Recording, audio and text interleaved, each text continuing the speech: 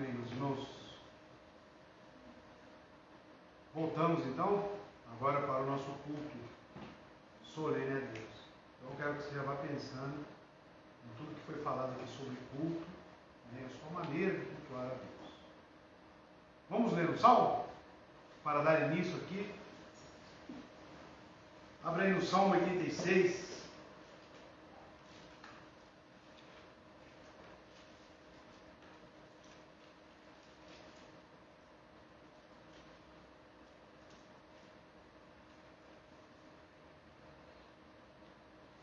Uma oração de Davi, onde ele clama ao Senhor diante de todas as dificuldades que ele enfrentou, mas ele sabia muito bem de onde vinha o seu socorro, de onde vinha a sua força e o auxílio do nosso Deus. Ele diz assim: inclina o teu ouvido, ó Senhor, ouve-me, pois eu sou pobre e necessitado.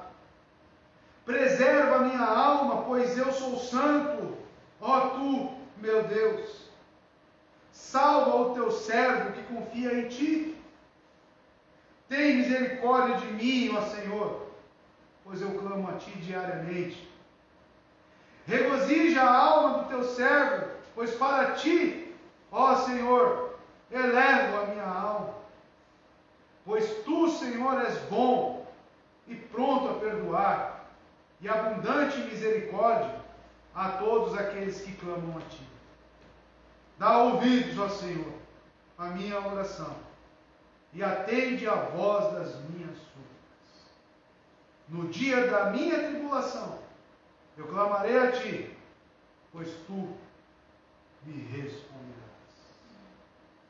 Irmãos, eu escolho este salmo para pedir a Deus que receba o nosso culto.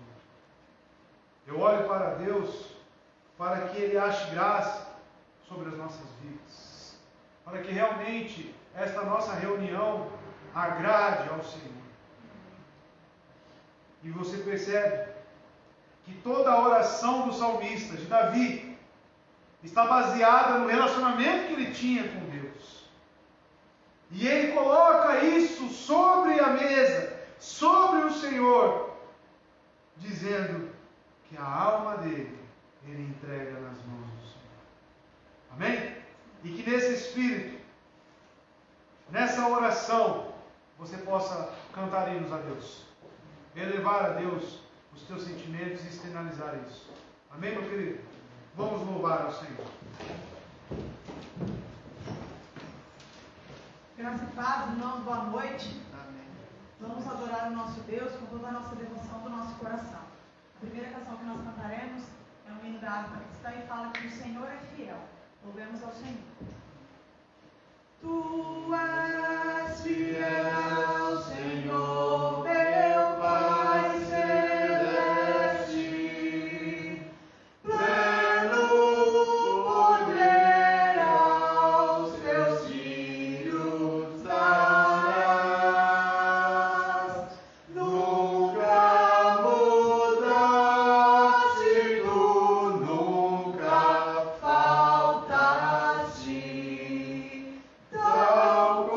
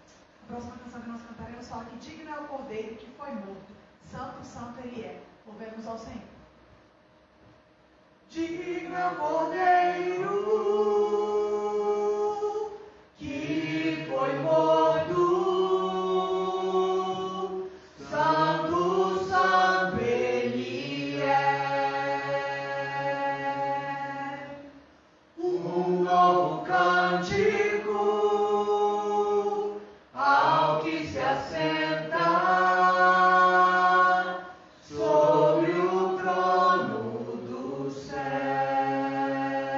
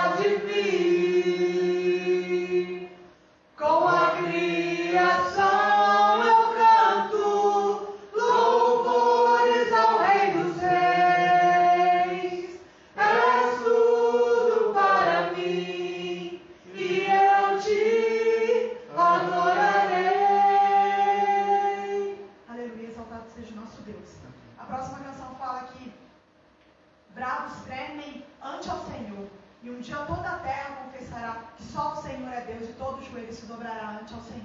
Amém? Não há outro igual a ti, tu somente és Deus, toda a terra te adora, tua face então verá, e teu povo canta, Cristo é o Senhor.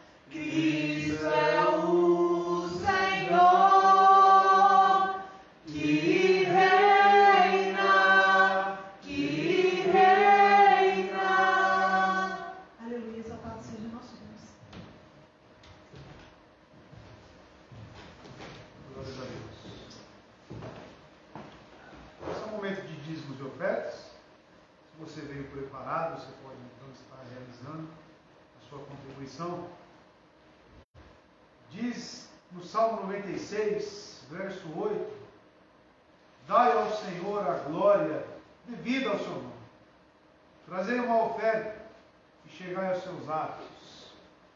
Irmão, dar glória, honrar a Deus, envolve ser grato a Ele. Como sempre é falado, o dízimo não tem essa função obrigatória como mandamento no Novo Testamento. Mas sabemos que isso é uma disposição do coração de um salvo, a gratidão que existe na sua alma.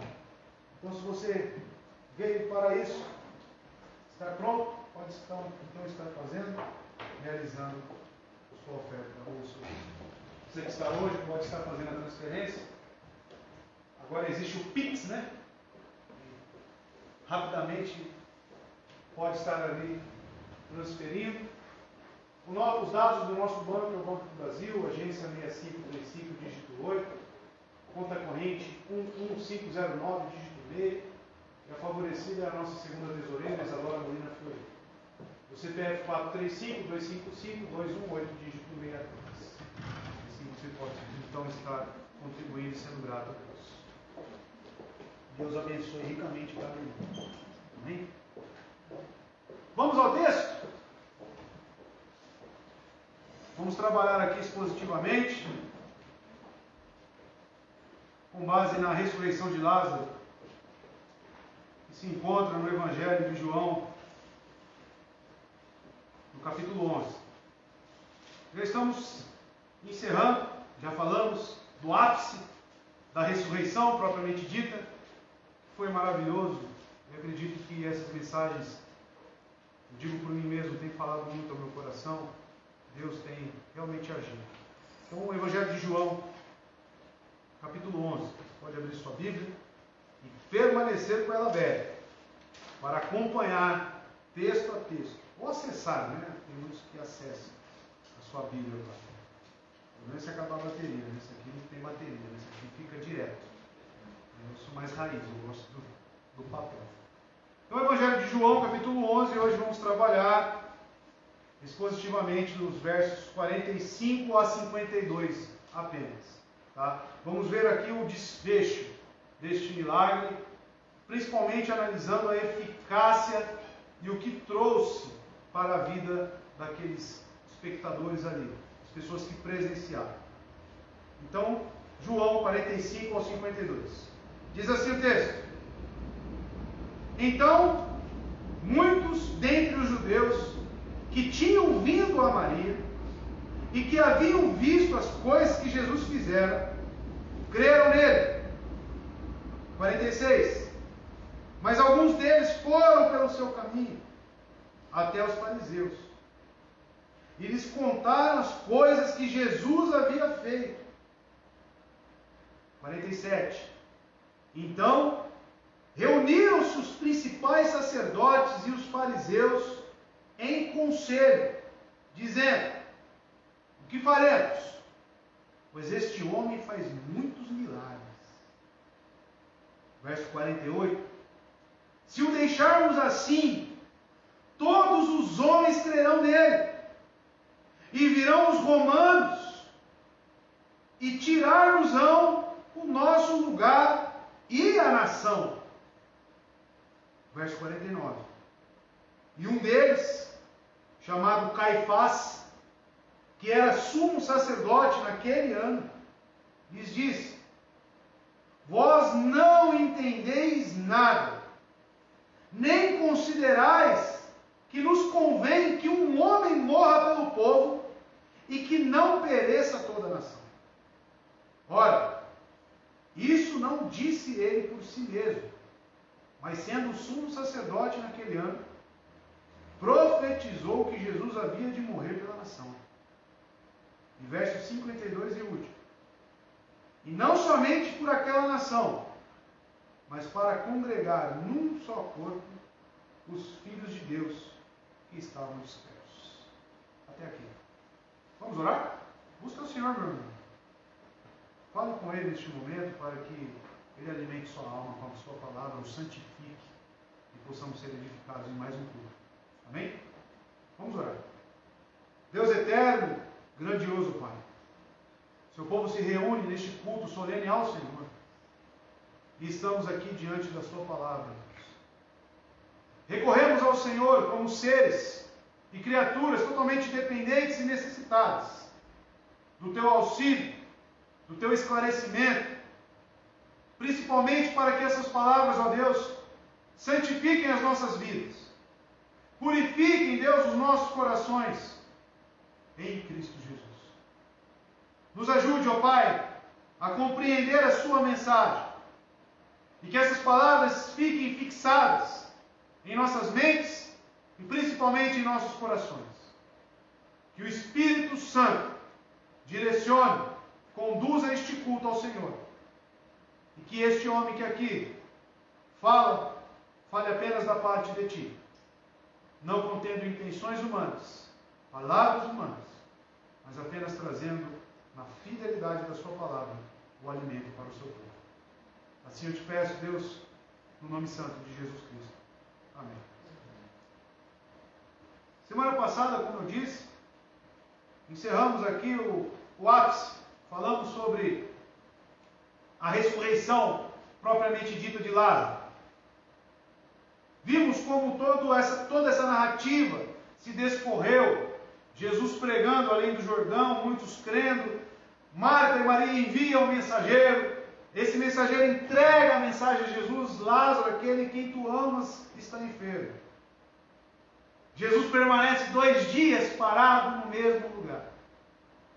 Provavelmente porque no quarto ele já havia morrido. Quando o mensageiro saiu no primeiro dia, Lázaro já havia morrido. Então Jesus decide ir, entra ali numa breve discussão, digamos assim, com seus discípulos, pois havia o temor, o medo dos discípulos em retornar para as proximidades de Jerusalém, em Betânia, aonde ele havia recentemente quase sido apedrejado e aprisionado. Então houve ali o encontro de Marta, que foi ao seu encontro, e a sua confissão de fé e após Maria também, diante de Jesus, e chegamos ao milagre. E hoje, meus queridos irmãos, eu quero falar de um assunto um pouco indigesto, um assunto confrontador, que é a eficácia, os efeitos do Evangelho e principalmente dos milagres de Jesus diante desse povo. O que a palavra de Deus traz para as nossas vidas. Ela salva, ela liberta, ela santifica, purifica. Mas devemos analisar por um outro prisma também, sobre o efeito daqueles que rejeitam. Mesmo diante dos fatos, mesmo diante das palavras e dos ensinos, aqueles que permanecem em um estado de rejeição, que permanecem seguindo a dureza dos seus corações. E sabemos que muitos milagres foram realizados por Jesus Cristo. E esses milagres existem um porquê deles. Estamos estudando aqui diversos milagres há algum tempo. E sabemos que isso tinha um conteúdo de ensino para os discípulos. E também isso atestava ele ser Jesus Cristo, o Filho de Deus. Era uma maneira de certificar quem ele era e o seu chamado. E entre os milagres chegamos à espetacular exibição do Senhor, aqui no presente texto, em ressuscitar o morto. Enquanto este milagre reforçou, veja bem, a fé dos discípulos, isso podemos ver no verso 15, onde diz: estou contente por causa de vós, de que eu não estivesse ali, para que creiais. No entanto, vamos até ele. Então existiu um propósito, reforçar a fé dos discípulos e fundamentar a reivindicação de que Jesus era divino e o seu objetivo em glorificar o Pai. Como podemos ver no verso 4, onde ele disse, logo após receber a mensagem, quando Jesus ouviu isso, ele disse: essa enfermidade não é para a morte, mas para a glória de Deus, para que o Filho de Deus seja glorificado por ela. E no verso 40 também vemos o mesmo sentido, aonde ele diz: disse-lhe Jesus, eu não te disse que, se tu creres, verás a glória de Deus? Logo após Marta levantar algumas objeções para remover a pedra do túmulo de Lázaro. Então tudo isso que está ocorrendo diante de nós, apresentado nessa narrativa pelo evangelista João, existe propósitos profundos. Reforçou a fé dos discípulos, também glorificou o nome do Pai, e colocou todos esses expectantes em uma situação. E é esta que eu quero que vocês analisem comigo. A afirmação de que Jesus Cristo é Deus sempre obriga as pessoas a tomarem certa decisão em suas vidas. E diante aqui do milagre da ressurreição de Lázaro, todas as pessoas envolvidas ali, elas tinham que chegar a alguma conclusão sobre Cristo. Ou reconhecia que realmente ele era o Filho de Deus, ou permaneciam o rejeitando. E isso acontece ainda hoje. E só existem essas duas respostas possíveis: a crença ou a descrença. E você pode argumentar comigo falando: André, pode existir uma terceira. A terceira são as pessoas que não querem nada com Cristo, mas também não rejeitam. Digamos que é a posição intermediária. Infelizmente, meu irmão, ou felizmente, eu tenho que dizer, não existe essa posição. Sobre aqueles que rejeitam, o próprio evangelista João, no capítulo 3, verso 36, que pode ser projetado aqui atrás, ele diz o seguinte para aqueles que rejeitam e para aqueles que creem também. Quem crê no Filho tem a vida eterna, já quem rejeita o Filho não verá a vida, mas a ira de Deus permanece sobre ele. Em Lucas capítulo 11, verso 23, Veja bem, analise o texto comigo sobre esta suposta posição neutra. A pessoa que não quer nada com Cristo também não rejeita. Ele, Cristo, beleza, mas é neutro. Aquele que não está comigo é contra mim. Eu vou repetir. Aquele que não está comigo é contra mim. E aquele que comigo não ajunta. Então, quaisquer chances ou objeções sobre uma terceira posição, sobre a crença e a descrença, está derrubada, conforme as Escrituras. E durante o ministério de Jesus, alguns dos judeus reagiram a ele de diversas formas, com hostilidade, aberta principalmente. O povo de sua cidade natal, Nazaré, por exemplo, rejeitou e até mesmo tentaram matá-lo. Outros acusaram de ser possuído pelo demônio. Esses mesmos líderes também atribuíram o seu poder milagroso diretamente a Satanás. E nesta oportunidade, se os irmãos já leram, atribuem as obras do Espírito Santo a Satanás. E Cristo diz que este é um pecado sem perdão, que é a blasfêmia contra o Espírito Santo. Mateus 12, verso 24, você pode ver isso. Mas quando os fariseus ouviram isso, disseram: é somente por Beelzebu, o príncipe dos demônios, que ele expulsa os demônios. A maioria das pessoas a qual estavam com Cristo, eu pergunto ao irmão, vocês acham que o rejeitavam com hostilidade ou permaneciam seguindo ele de uma maneira neutra? Quando eu digo neutralidade, irmãos, eu quero que venha à sua mente uma aparente indiferença. Esses eram os caçadores de emoções, seguidores mornos e falsos crentes. Em uma ocasião ele declarou a indiferença de cidades como Corazim, Betsaida, Carpanaum, que tinham testemunhado muito dos seus milagres e serem pior do que os pagãos de Tiro e Sidom, e até mesmo a imoral Sodoma.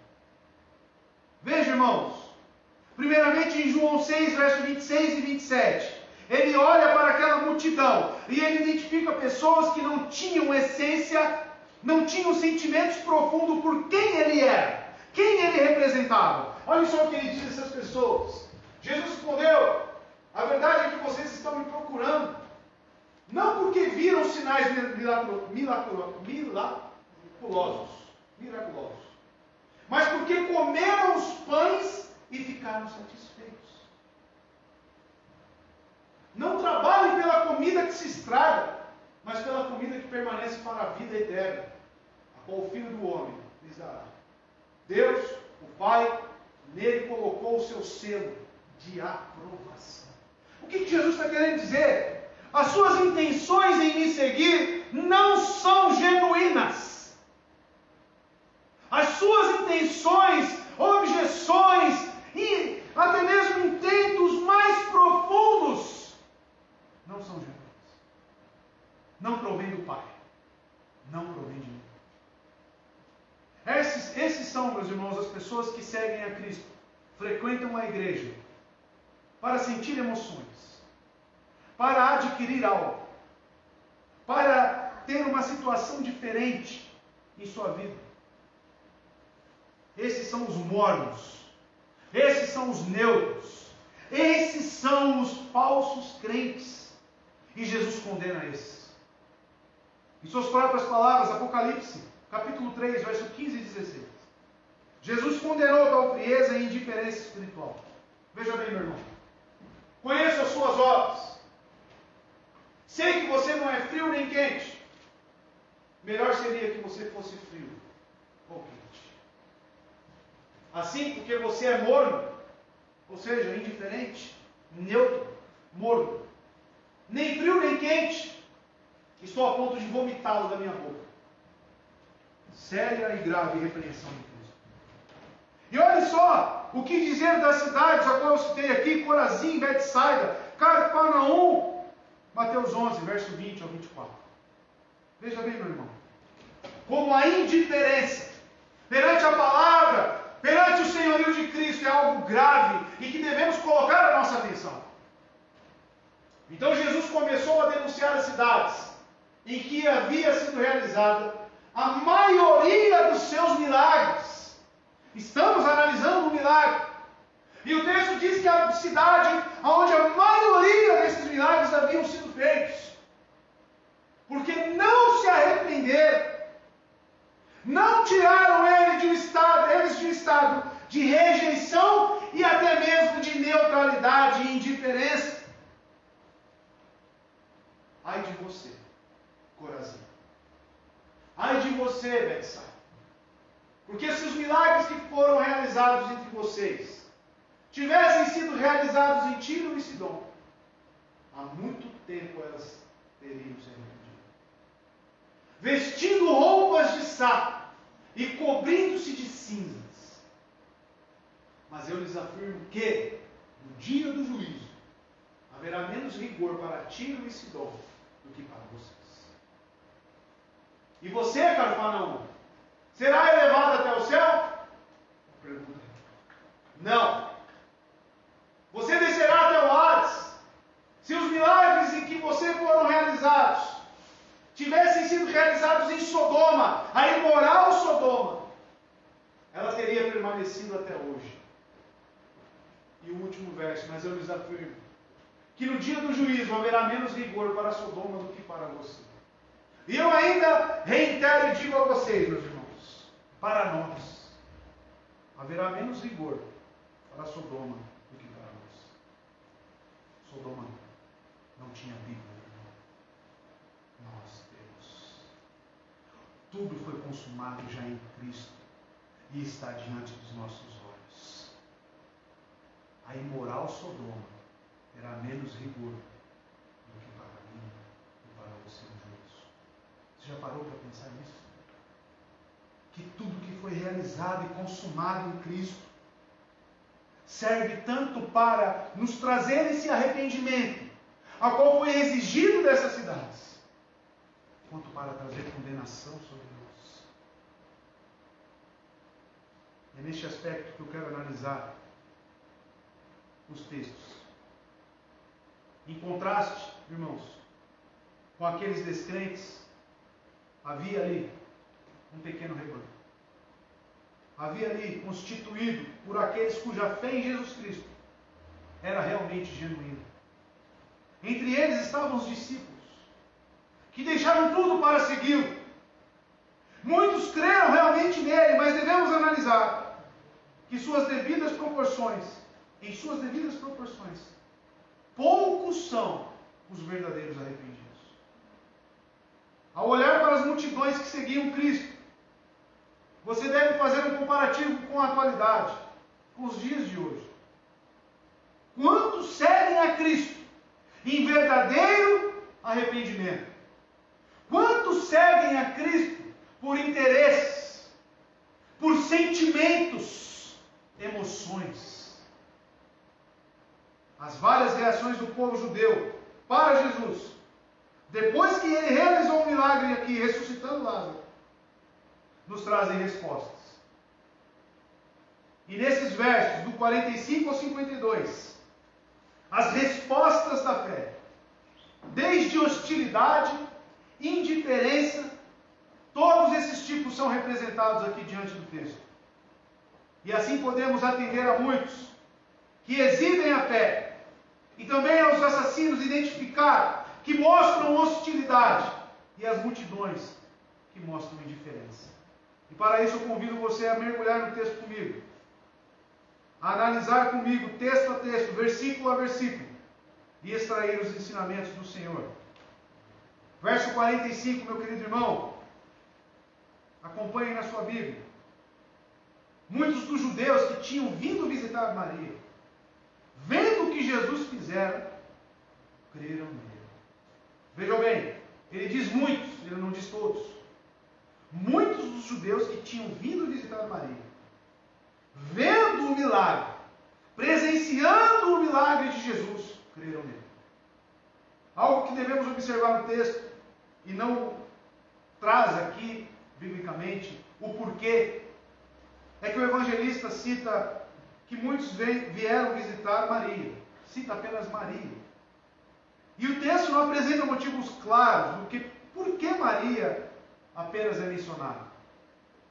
Talvez seja pelas características apresentadas de Maria, porque ela fosse mais emocional. Então a condição emocional dela em determinadas circunstâncias era necessário mais consolo, a visita dessas pessoas.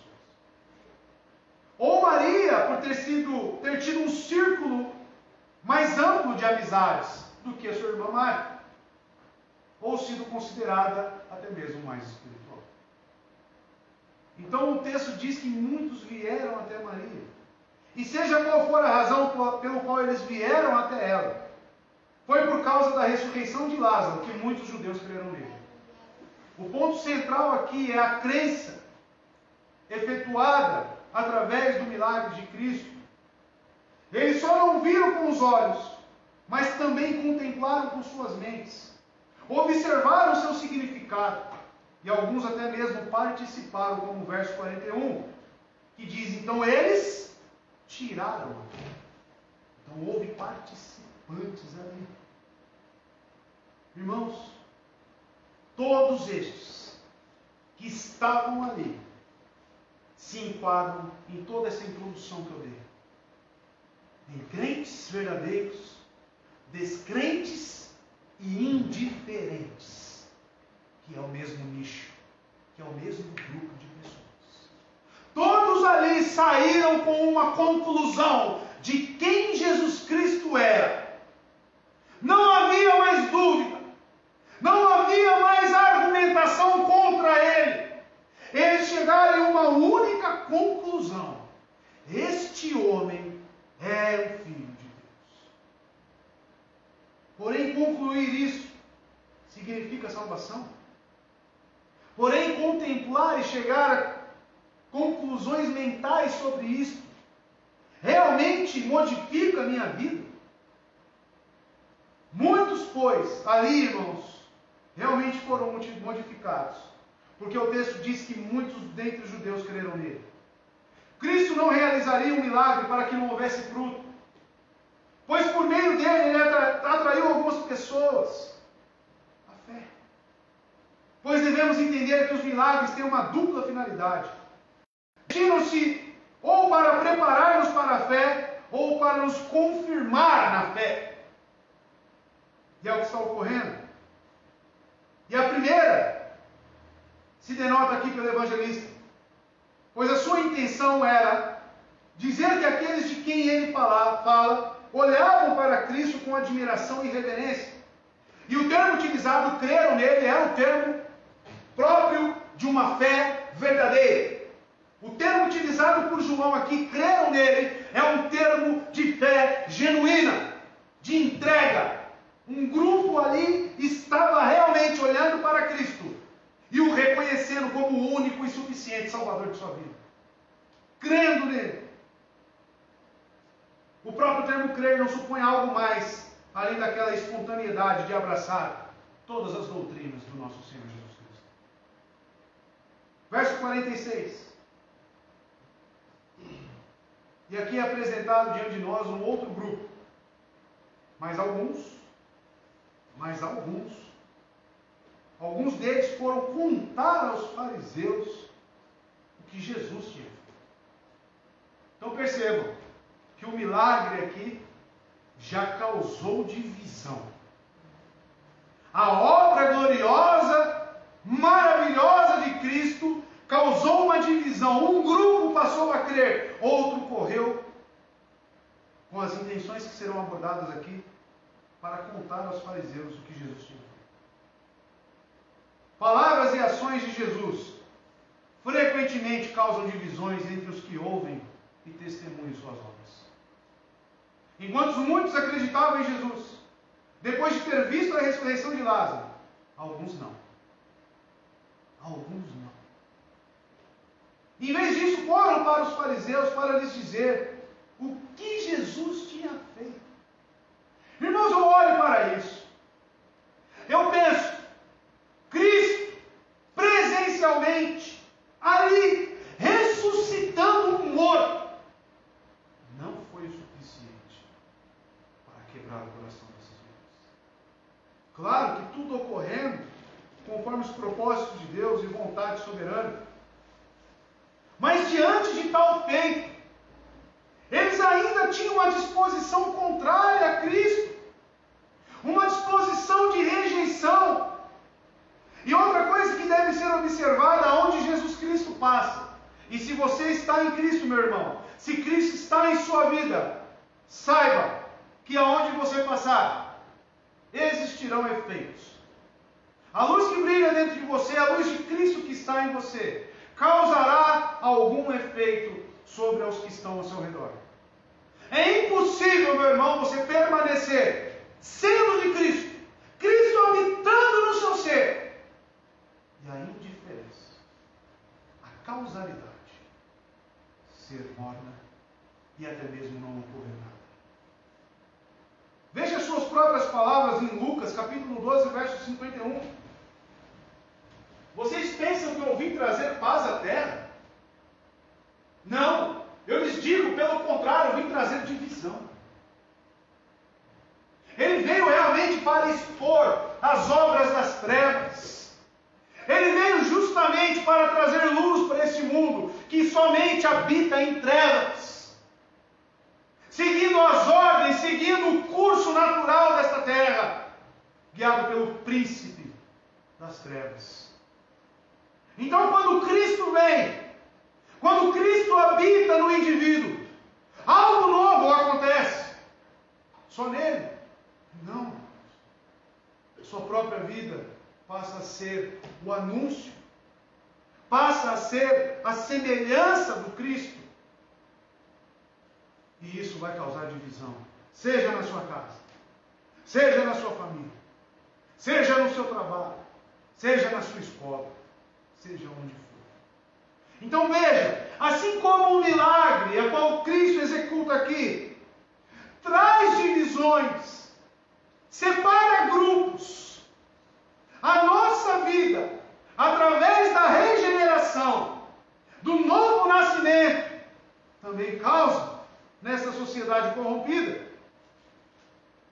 E essa resposta da incredulidade, em face da prova mais clara, é a confirmação dos próprios ensinos de Jesus. Veja bem, a resposta da incredulidade. Cristo já havia ensinado isso.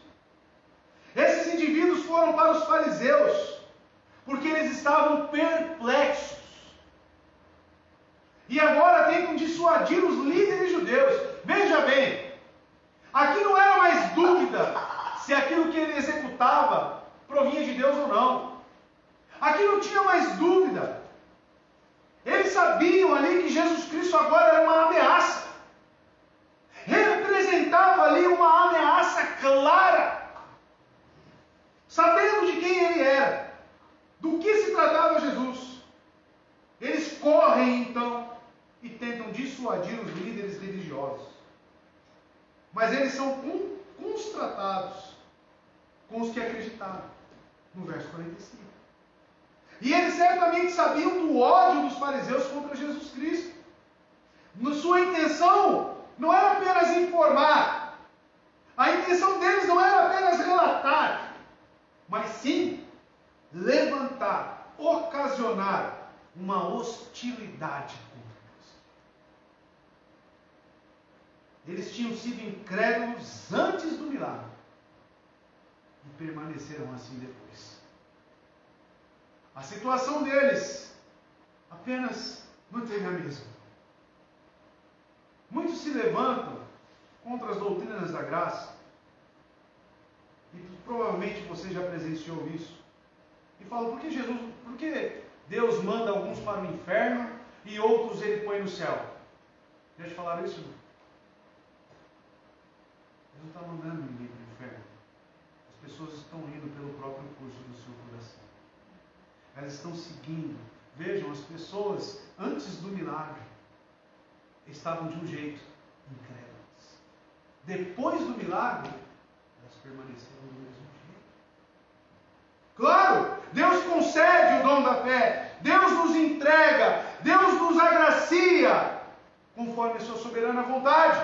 Mas a questão de ir para o inferno, ser condenado, está totalmente atrelada à dureza do nosso coração, à nossa pecaminosidade.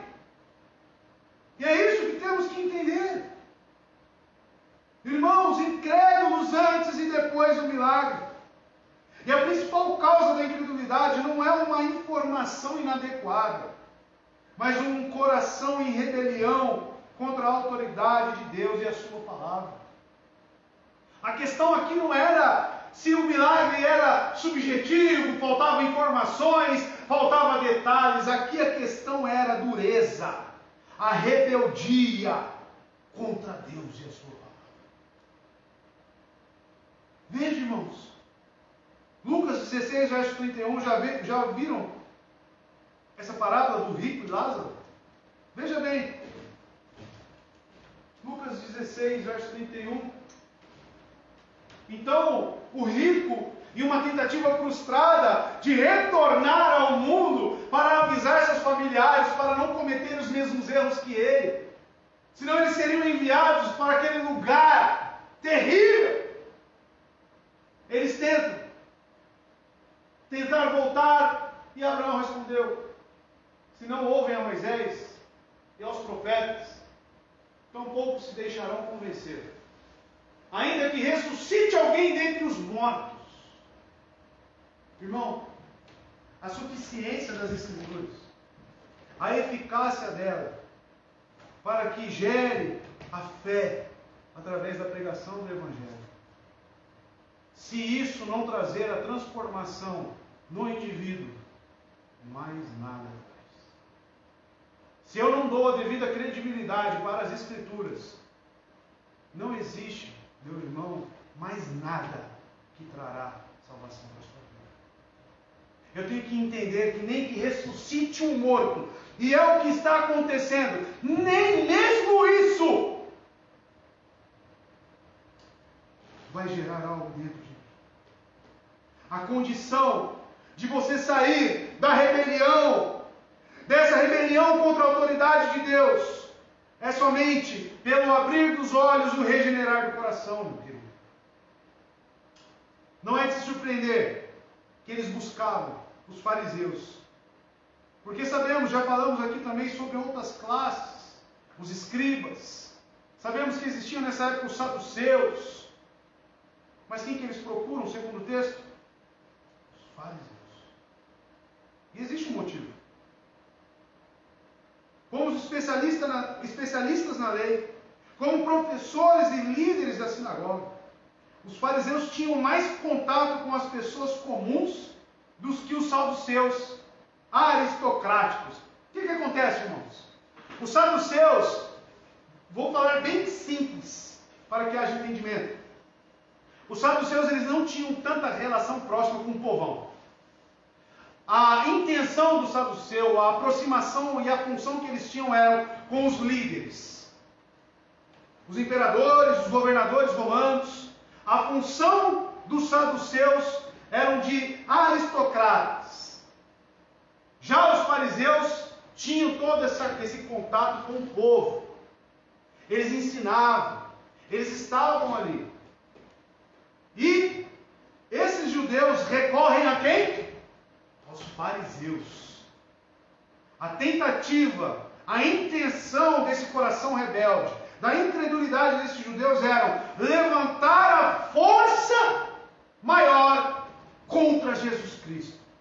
Porque sabiam eles que os fariseus poderiam incitar a população, levantar essa força da nação contra Cristo. E sabemos que isso foi o que aconteceu. Então, irmãos, eles certamente vão com intenções de hostilidade. No entanto, os saduceus logo estariam envolvidos também com os fariseus e encontraram uma maneira de silenciar a Jesus. Vejam o verso 47. Vamos entrar nele daqui a pouco. Então reuniram-se os principais sacerdotes e os fariseus em conselho, dizendo o que faremos. Então eles começam a se reunir, a se mobilizar. E ao informar os fariseus sobre ações de Jesus, esses incrédulos evidenciam sua própria dureza de coração. Sua resposta demonstra que nenhuma quantidade de provas, mesmo algo tão espetacular como o levantamento de um homem morto, era o suficiente e poderia convencer alguns pecadores a abandonar a sua hipocrisia e do pecado para a vida salvadora. Não era mais necessário provas alguma. Naqueles que acusavam a Cristo, visualizamos detestável ingratidão, ou melhor, horrível furor, do que inferimos quão cega e demente é sua impiedade. A ressurreição de Lázaro deve ter, indubitavelmente, abrandado até mesmo os corações de pedra. Porém, não existe obra de Deus que a impiedade não infecte e corrompa com a amargura da peçonha, irmãos. Não existe. A impiedade é um mal tamanho. É uma amargura que se assemelha ao veneno de uma cobra. A pessoa estar ali impenitente, na impiedade. Este é um estado terrível para as nossas almas. É um estado que devemos correr e clamar por arrependimento.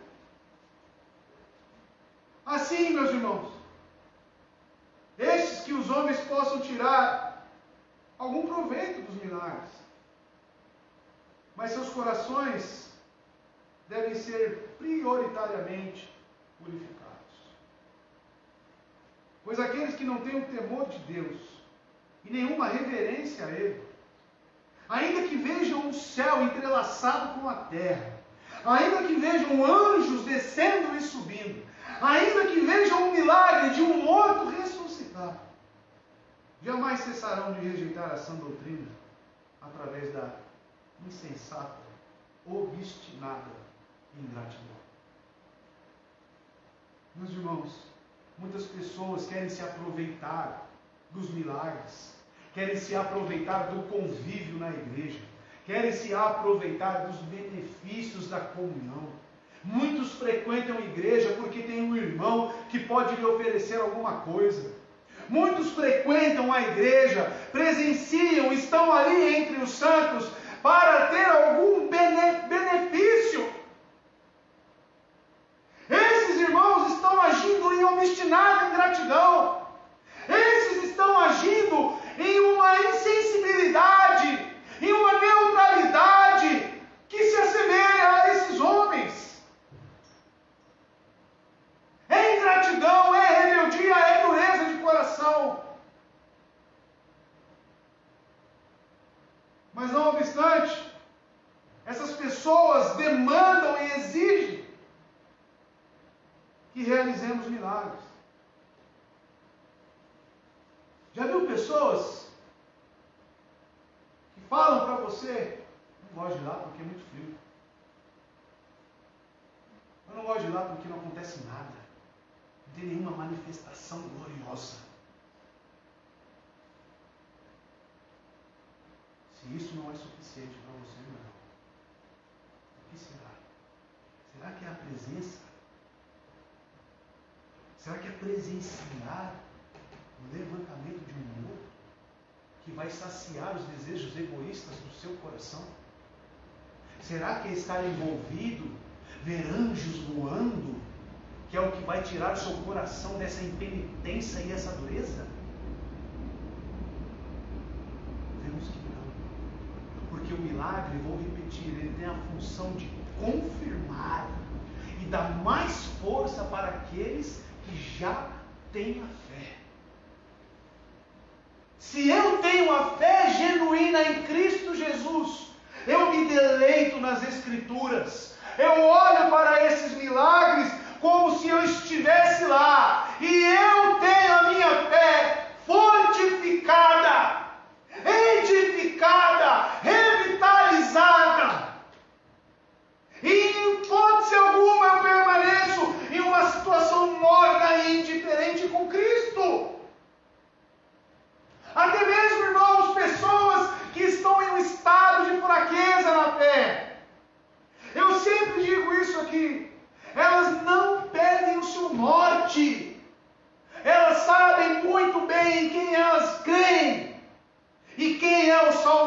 suas almas.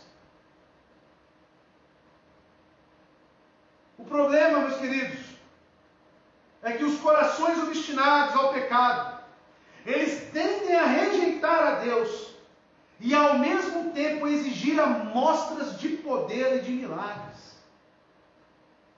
Quando não, eles criam o seu próprio bezerro de ouro. Êxodo capítulo 32.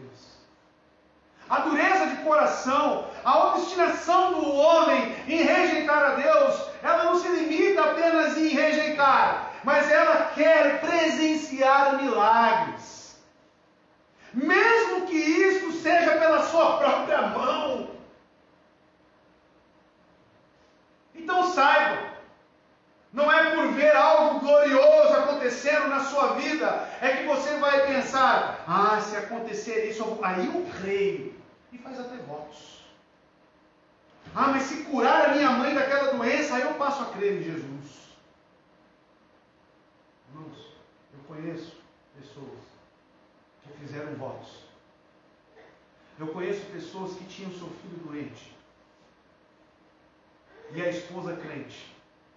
E a esposa lutando em oração, a esposa lutando, levando no médico, voltando, e aquele filho não andava. Este homem, com seu coração duro, disse: se o teu Deus existe, meu filho vai andar.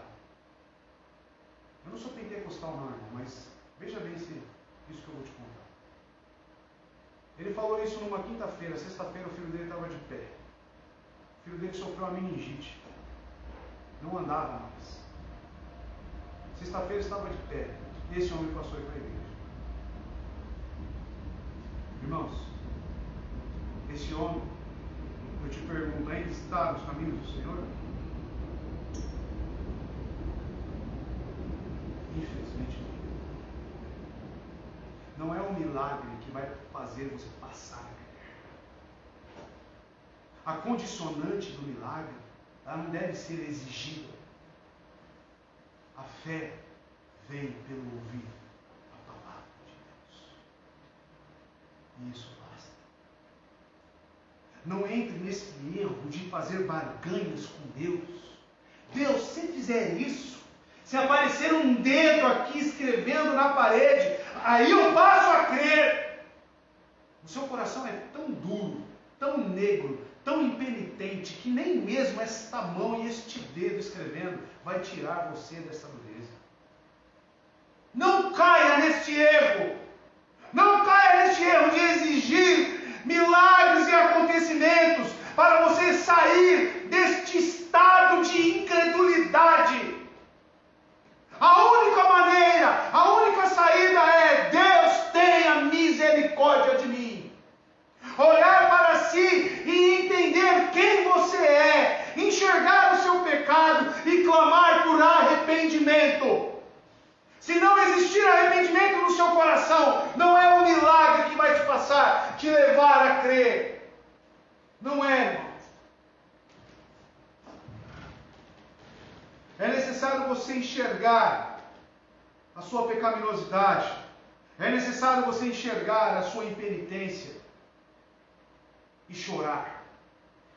Chorar em busca deste Deus. Verso 47. Então os chefes dos sacerdotes e os fariseus convocaram uma reunião do Sinédrio. O que estamos fazendo? Perguntaram eles. Aí está esse homem realizando muitos sinais miraculosos. Veja, a mão na parede, o morto levantando, tudo que eu falei aqui, ilustrei, era um fato para eles. Eles tinham presenciado. Porém, os seus corações não saíram da obstinação contra o pecado. Alarmados com a notícia do milagre mais surpreendente realizada por Cristo e compreendendo o efeito público do mesmo, os fariseus se reúnem. Eles não têm autoridade para agir por conta própria, por isso levam um assunto para o Sinédrio, para decidir o que eles fariam. E nisso está envolvido os sacerdotes nisso está envolvido os saduceus, nisso está envolvido os escribas, nisso está envolvido os fariseus. O sinédrio, a cúpula, juntamente com alguns dos príncipes dos sacerdotes, os fariseus convocaram uma reunião, um pleno conselho, o sinédrio.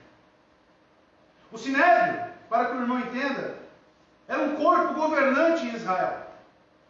E teve ampla autoridade civil e penal. Roma dava autoridade para este sinédrio decidir as causas. Mas assim, ainda assim, eles influenciavam em quem eles colocavam para manipular todo o Estado e as condições desta nação. Os fariseus e saduceus normalmente, vejam que interessante, eles não se davam bem. Se colocasse um fariseu e um saduceu frente a frente, tinha muitas diferenças. Eles não se davam bem. Por quê? Saduceus não acreditavam na ressurreição dos mortos. Fariseus já sim. Saduceus só acreditavam no Pentateuco e levavam isso a sério. Já os fariseus levavam em consideração os profetas e outros ensinos. Então havia divergências entre eles. Mas eles tinham um ponto em comum: a dureza de coração, a obstinação. Veja, irmãos, os fariseus eram dedicados à lei, como eu disse, e os saduceus aceitavam apenas o Pentateuco. Mas aqui, eles colocam de lado essas diferenças. Os seus corações se unem em um só propósito: rejeitar a Cristo. Rejeitar a Cristo. Apesar de suas diferenças, seu ódio mútuo por Jesus se une. O que os uniu foi as ameaças que representavam Jesus, e o seu poder e influência, e a dureza e a obstinação em comum. Agora, deliberada e intencionalmente, se congregam com o fim de sepultar a glória de Deus, diante da qual se veem constrangidos e a ficar perplexos, como eles saíram deste milagre. Irmãos, seu inimigo, a pessoa que te odeia, ela só precisa de outra pessoa que te odeia para arrumar um amigo. É isso que acontece aqui. E neste caso, quando a rejeição aberta a Jesus Cristo, aos ensinos da sua palavra, quando eu digo que a influência de um cristão verdadeiro neste meio vai causar divisão, é justamente pelas intenções e desejos do coração. Enquanto um quer agradar e crer, os outros querem fazer facções, disseminar contendas, ser guiados pelas obras da carne, e o outro não. Como que um cristão verdadeiro habita neste meio, sem ter divisão, sem ter uma intriga que se quer? Irmãos, é impossível. Agora, quando se trata de pessoas com o coração endurecido, quando se trata de pecado, tudo se une. Tudo se une. E está aqui montado o sinédrio. Está aqui montado pessoas com pontos doutrinários, digamos assim, divergentes. Mas quando o assunto é rejeitar a Cristo, esses são meus melhores irmãos, meus melhores amigos. E veja como isso é engraçado, irmãos. Engraçado que eu digo no pejorativo, no aspecto negativo da palavra. Dentro das igrejas, um irmão que gosta de causar intrigas e divisões, é rápido ou demora para ele arrumar um cúmplice?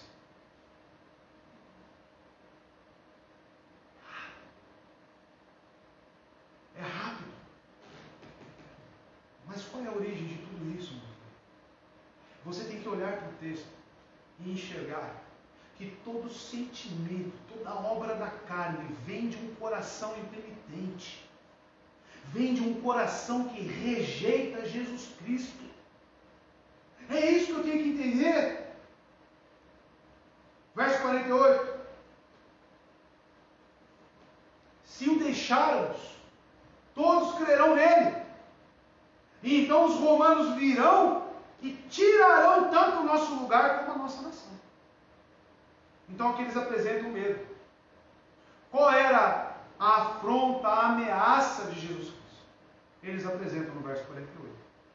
Se o deixarmos assim, eles dizem, o que seria se o deixassem agir à vontade? Eles estão olhando para Jesus e dizem, a gente precisa colocar um laço neste homem. A gente precisa colocar um freio, rédeas. A gente precisa fazer alguma coisa. Se deixarmos assim, ele vai causar problemas.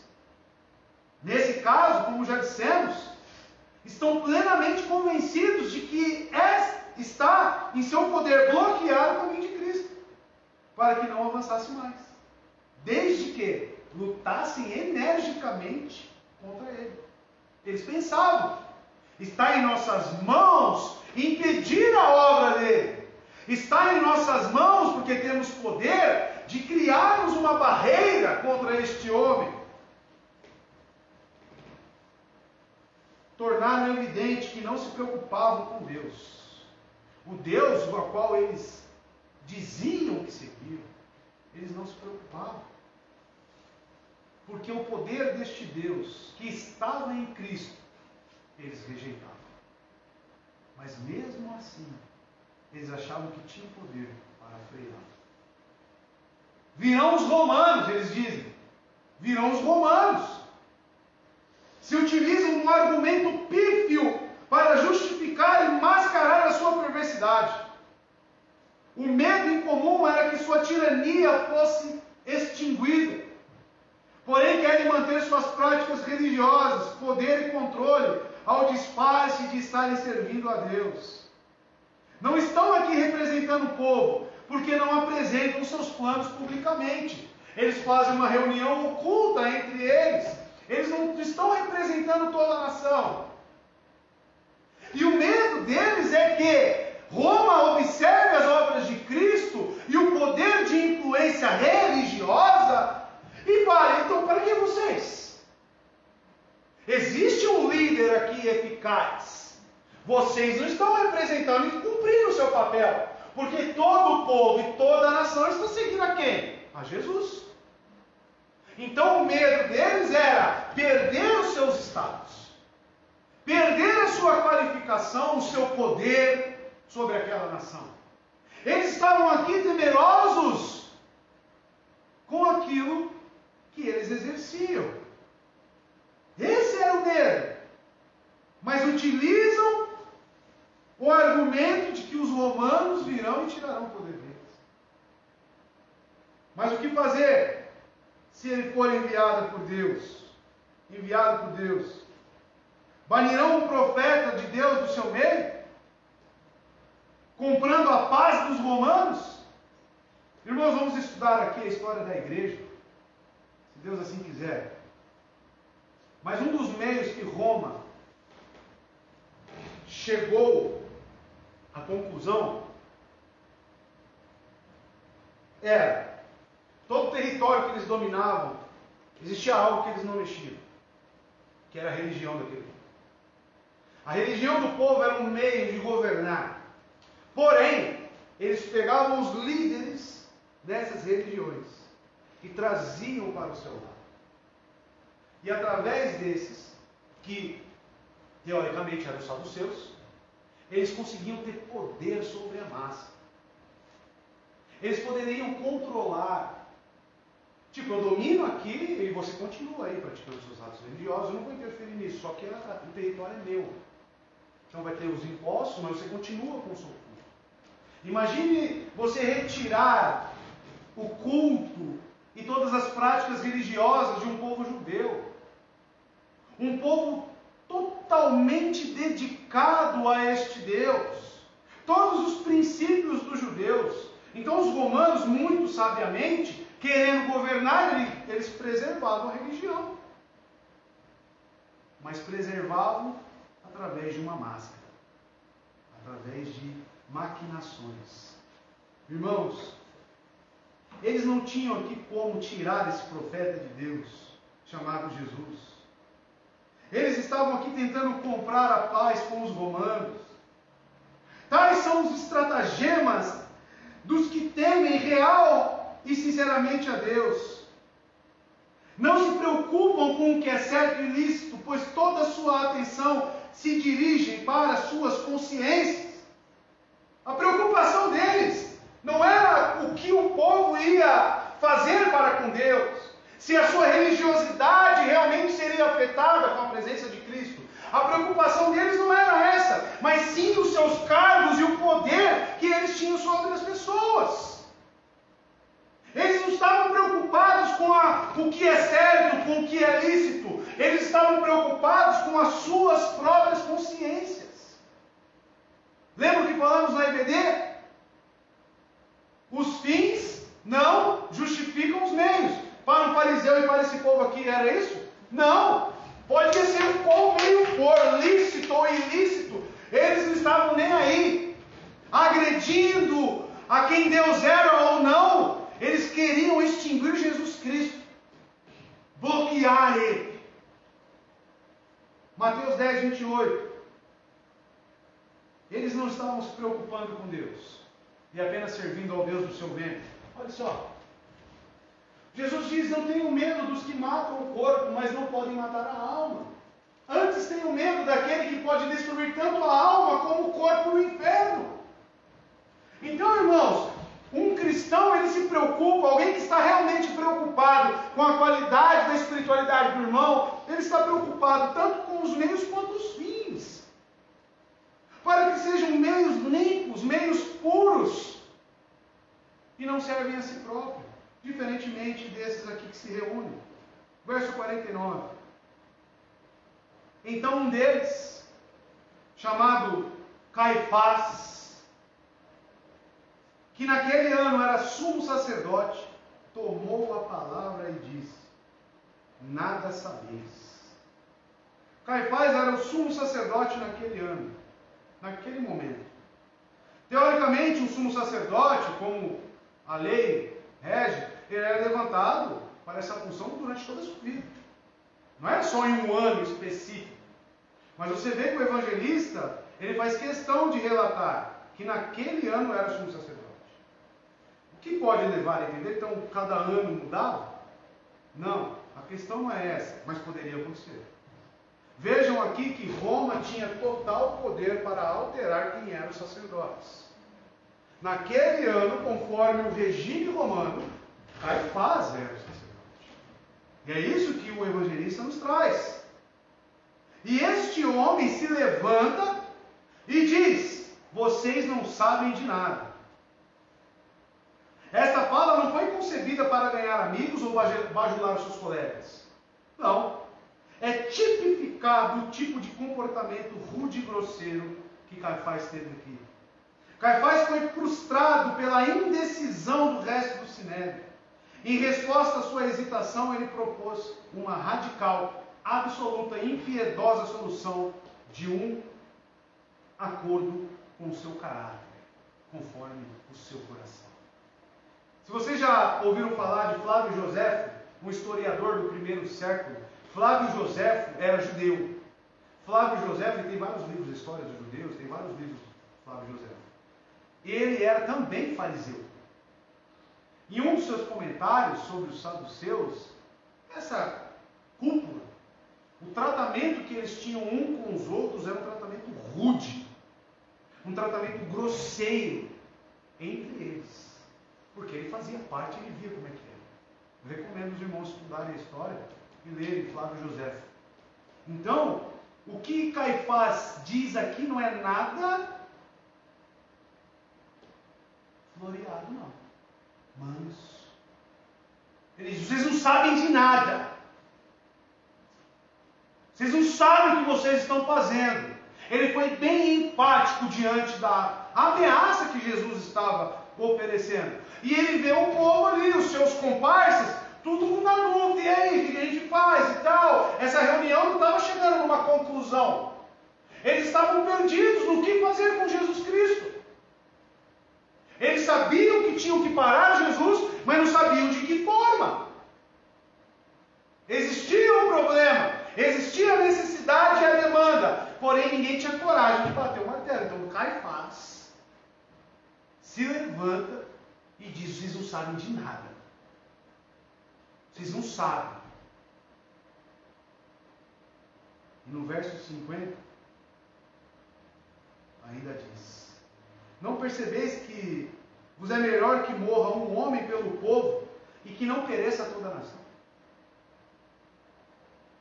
Ele ressalta que só há uma maneira de adquirir a segurança, dele resguardar todos eles ali nos seus cargos, nas suas vidas, com os seus poderes.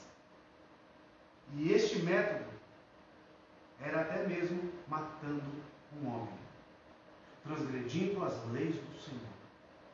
Eles não levam em consideração nada que eles tinham para com Deus, nada que eles diziam que seguiam.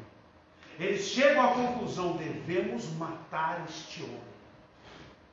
Esta é a conclusão, esta é a palavra de Caifás. A que ponto a perversidade chegou? Que ponto? Destituídos de qualquer temor a Deus.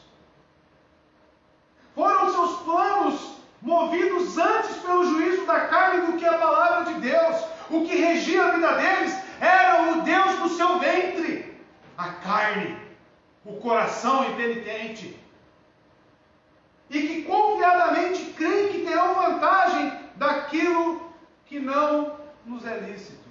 Eles achavam que iam tirar alguma vantagem sobre isso, mesmo que alguém morresse. Olha as palavras dele: não percebeis que vos é melhor que morra um homem pelo povo? Ou seja, não importa os meios, o que importa é que o fim seja concluído, que cheguemos nesta conclusão, neste objetivo. Aprendamos com isso, meus amados irmãos, a jamais separar o que é útil do que é ilícito, visto que não devemos esperar prosperidade alguma ou êxito algum, a não ser por meios lícitos. Meu irmão, se o teu trabalho te leva a cometer meios ilícitos, saia do seu trabalho e procure um trabalho que glorifique o nome de Deus. Ó, o negócio é o seguinte: você sonega essa nota aí, tá? E depois a gente faz um acerto no final do mês. Mas André, minha família depende desse salário. Não tenha medo daquele que mata o seu corpo, mas tenha temor àquele que tem poder para matar tanto o seu corpo quanto a sua alma. Irmãos, as pessoas incrédulas, um coração impenitente, ela negocia princípios. Ó, você mente, você fala isso, tá? E depois está tudo certo. Isso é a atitude que esses homens estão tendo. Claro que numa escala muito superior, que era matar alguém. Mas eu creio, irmão, que a impenitência de um coração começa com uma mentira, depois sonega uma nota, depois ele está sendo levado para assassinar um homem. Não devemos colocar princípios bíblicos de honra, aquilo que nos traz a essência do caráter moral de Deus, em questão diante de qualquer coisa, seja amigo, seja trabalho, seja família. Eu faço isso para agradar a minha mãezinha que eu tanto amo, mas você desagrada a Deus? O que realmente pesa na sua balança? Será que realmente você tem um coração regenerado? Será que realmente a sua vida é para glorificar o nome de Deus? Será que eu estou num estado de neutralidade e indiferença para com Deus?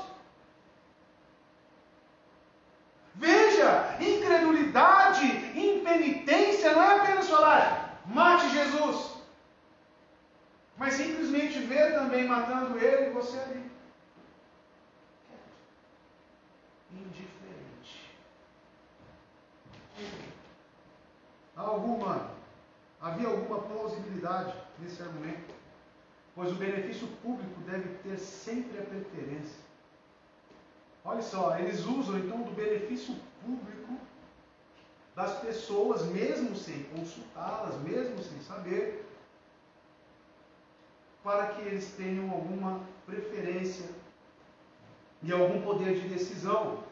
Mas como eu já disse, uma pessoa não é mais bem protegida pela morte injusta de um inocente do que é protegido todo o corpo de uma pessoa quando simplesmente lhe corta a garganta ou o seu peito é transpassado por uma espada. Não existe isso. Ah, mas é só uma pessoa. Ah, mas é só isso que eu faço. Diante de Deus você é tão sujo quanto o pior pecador. Deus não negocia princípios, meu amado. Deus é puro, Deus é reto, e feliz é aquele que anda nos caminhos do Senhor, em retidão, em pureza de coração, com as mãos limpas. Esses sim habitarão o lugar celeste. Esse sim. Verso 51. E ele disse isso, ele não disse isso de si mesmo. Agora é um ponto muito importante para nós, já caminhando para o fim.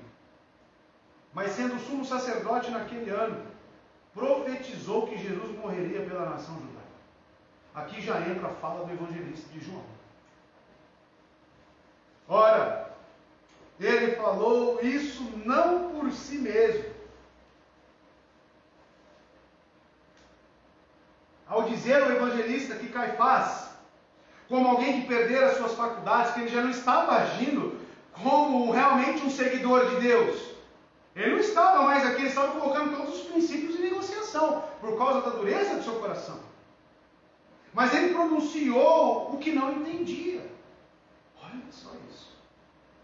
Pois ele expressou a sua própria opinião. O evangelista, porém, tem em mente que o impulso superior guiou a sua língua. Guiou a sua língua. Porquanto Deus pretendia que seus lábios falassem daquilo que ele não entendia. Caifás, portanto, por assim dizer, naquele momento possuía duas línguas. O que eu estou querendo dizer? Porque vomitava o perverso e cruel desígnio de entregar Cristo à morte, era isso que ele estava defendendo, e o que havia concebido em sua mente. No entanto, Deus converteu sua língua visando um propósito diferente, de modo que suas palavras ambíguas, com duplo sentido, ele igualmente pronunciou uma predição, aquilo que os profetas tinham anunciado. Veja que interessante, Caifás, então, sendo guiado pela dureza do seu coração, pela sua impenitência, ele profere palavras duras, impenitentes, palavras de rejeição aberta a Cristo. Porém, Deus utiliza dessa dureza, Deus utiliza dessas palavras para que os seus propósitos eternos sejam cumpridos. Eis aí que Deus não tem responsabilidade sobre o mal. Deus não é o criador do mal. Mas Ele usa até mesmo o ímpio para que os seus planos sejam concretizados.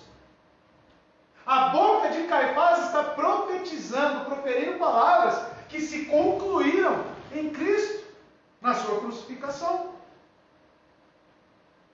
Tão pouco a perversidade de Caifás obstou sua língua de ser um órgão do Espírito Santo. Deus olhava para o sacerdócio que havia instituído, e não para a pessoa do homem que o exercia. E essa era a razão que uma voz emitida da cúpula tivesse maior importância e granjeasse maior reverência e autoridade. Ou seja, Deus precisava que uma pessoa de autoridade falasse isso. Deus precisava que viesse do alto esse comando. Então, ele olhava aqui Deus para a posição que Caifás ocupava. E seus decretos é tão perfeitos, os decretos de Deus, irmãos, que até mesmo a posição de Caifás foi colocada, porque toda a liderança é instituída por quem? Por Deus. Então Caifás estava lá segundo os desígnios de Deus, mesmo com seu coração perverso, assim como o Faraó.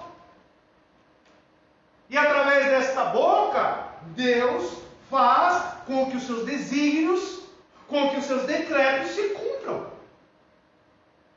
Irmãos, isso para um cristão verdadeiro traz um descanso tremendo.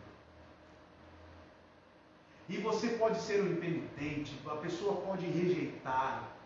Uma coisa é certa: os decretos e os desígnios de Deus, a vontade de Deus se cumprirá. Seja você rejeitando, seja você crendo, tudo se concluirá. Esteja certo disso. Todo joelho se dobrará, todos reconhecerão que Jesus Cristo é o Senhor. E não tem meio termo. Tudo vai ser consumado em Cristo. Se concluir em Cristo. Esteja certo disso.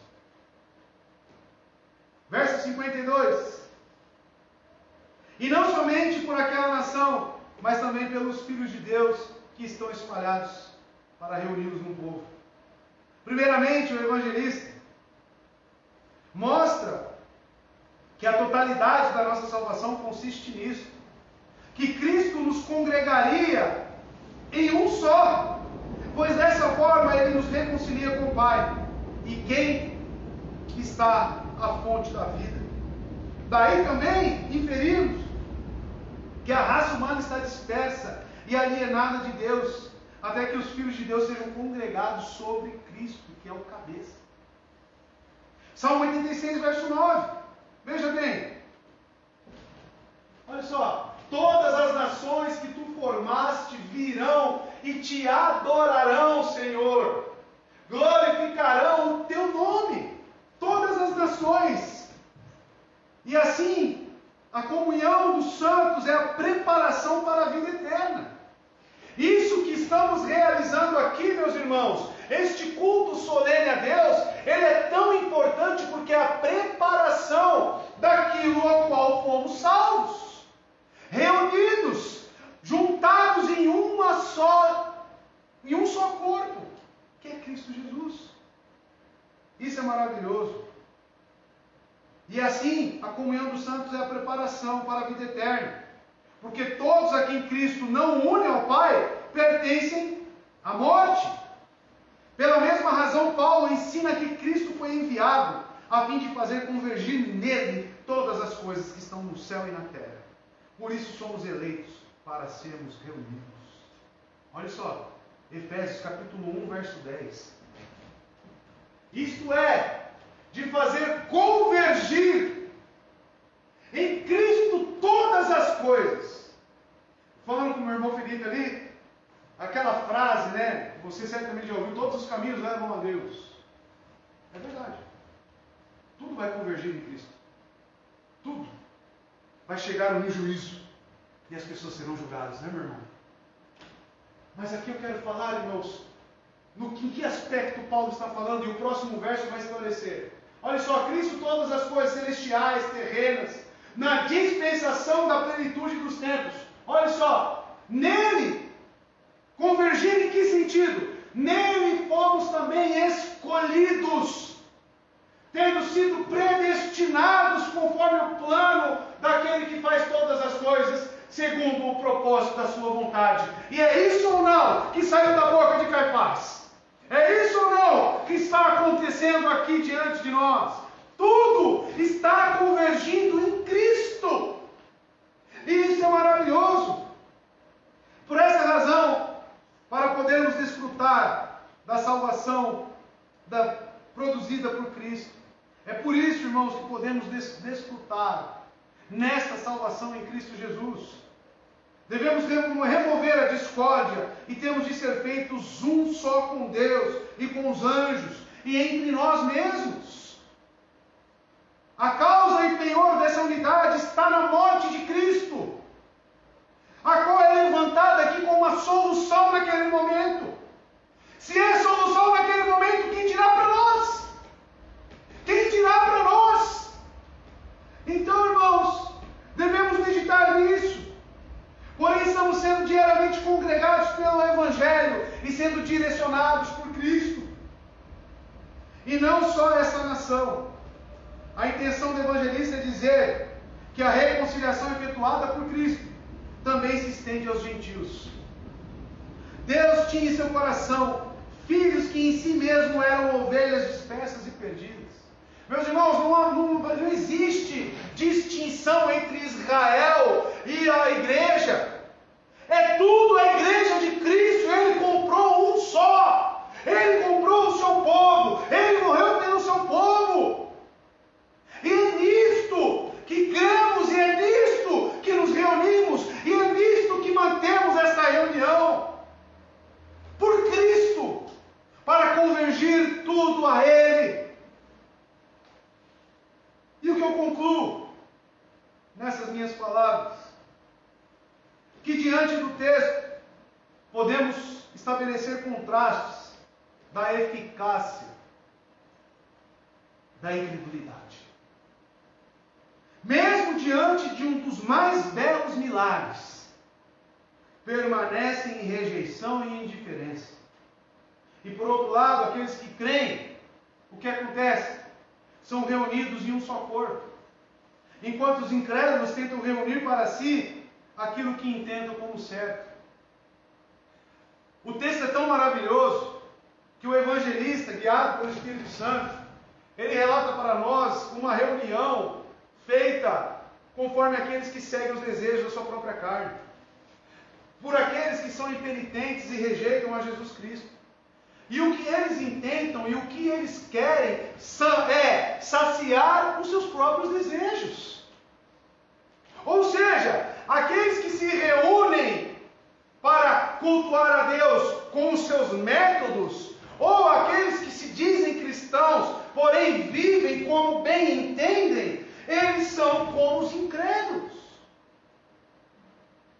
Eles são como as pessoas indiferentes à palavra e ao senhorio de Cristo.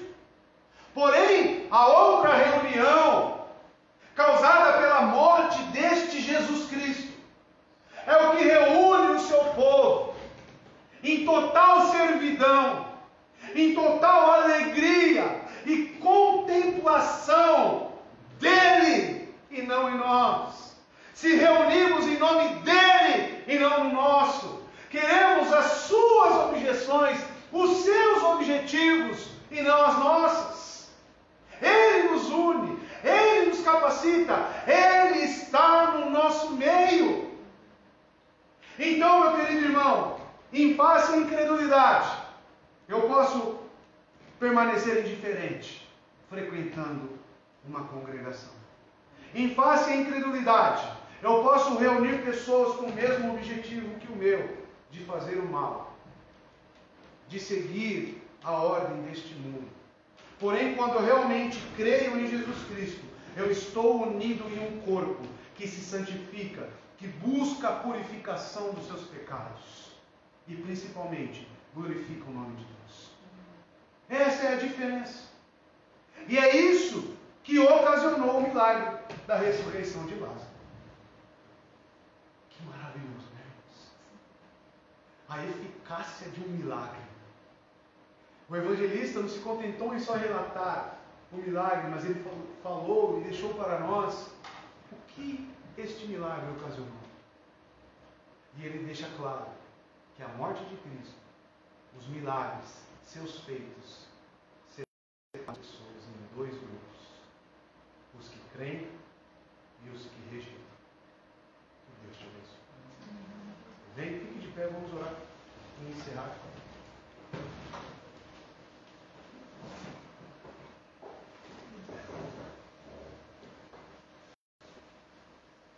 Busca o Senhor. Se você sente realmente que a sua fé precisa ser confirmada, edificada, que talvez a sua vida não tenha sido como a quem realmente crê em Jesus Cristo. Clame por misericórdia. Peça para que Deus lhe conceda arrependimento. Sinta o peso do seu pecado em nome de Jesus. Ore e fale com o Senhor. Senhor nosso Deus, obrigado por este culto, pela sua palavra, pela oportunidade, Deus, de refletirmos sobre os feitos de Jesus Cristo. Que possamos aprender, que possamos, Deus, retomar a nossa consciência. Que o Senhor, Deus, conceda ao seu povo arrependimento genuíno. Que possamos, Deus, buscar ao Senhor cada vez mais em sinceridade, se humilhando com o coração contrito, quebrantado perante o Senhor. Necessitamos de arrependimento, Pai. Não queremos servir ao Deus do nosso ventre. Não queremos, Deus, criar bezerros de ouro para falar que estamos adorando a Ti. Queremos adorar e servir ao único Deus, ao eterno, ao imortal, aquele a qual todas as coisas foram criadas, sustentadas, e certamente virá em resgate dos seus. A Jesus Cristo é quem queremos e buscamos. E que o Senhor, cada vez mais nesta igreja, esteja nos trazendo, nos conformando à semelhança de Cristo, Pai. Conforme Cristo. Abençoe o teu povo, Pai. Cuide de nós, cuide dessa igreja. E que a graça e a paz do nosso Senhor Jesus Cristo, que a comunhão e a consolação do Espírito Santo esteja com todos nós, esteja com toda a igreja. Oramos assim, Senhor, no nome santo de Jesus. Amém. Deus abençoe, meu querido. Quarta-feira estaremos reunidos aqui no culto de doutrina. Estamos estudando aqui o arrependimento, a doutrina do arrependimento. É importantíssimo que você consiga distinguir o que é o verdadeiro arrependimento para aquilo que não é. Porque hoje, diante do evangelho tão diluído, tão deturpado, as pessoas não sabem mais o que é arrepender-se. Amém? Então tenha uma ótima semana. Busque o Senhor e esteja firme com a sua igreja. Amém? Deus abençoe.